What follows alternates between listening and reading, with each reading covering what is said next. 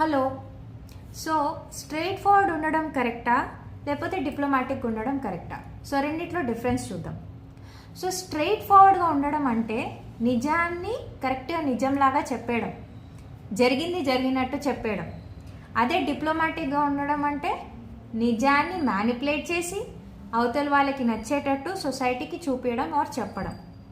So straight forward ఉండడం వల్ల చాలా హార్డ్షిప్స్ ఫేస్ చేస్తారు, చాలా హేట్ కూడా ఫేస్ చేస్తారు నిజం చెప్పినందుకు, ఎందుకంటే నిజం ఎవ్వరికీ నచ్చదు.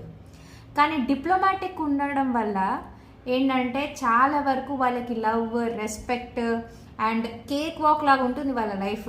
ఎందుకంటే డిప్లొమాటిక్గా వాళ్ళందరినీ మ్యానిపులేట్ చేసుకోగలుగుతారు. కానీ స్ట్రైట్ ఫార్వర్డ్గా ఉండడం వల్ల టెన్షన్స్ ఉండవు, ఎందుకంటే ఎక్కడ అబద్ధాలు చెప్పిండారు కాబట్టి టెన్షన్స్ ఉండవు. హ్యాపీగా నిద్రపోగలుగుతారు వాళ్ళు ఏ టెన్షన్ లేకుండా. అండ్ అందరూ జనరల్గా వీళ్ళనే ఎక్కువ నమ్ముతారు. కానీ డిప్లొమాటిక్ ఉండడం వల్ల చాలా టెన్షన్స్ ఉంటాయి. అంటే ఎవరికి ఏ అబద్ధం చెప్పారో తెలియదు కదా, సో నిద్ర పట్టదు, చాలా టెన్షన్స్లో ఉంటారు, ఎప్పుడు ఏదో ఆలోచనలో ఉంటారు.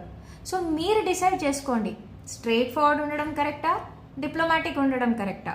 కమెంట్స్లో చెప్పండి మీ ఫీలింగ్. Thank you.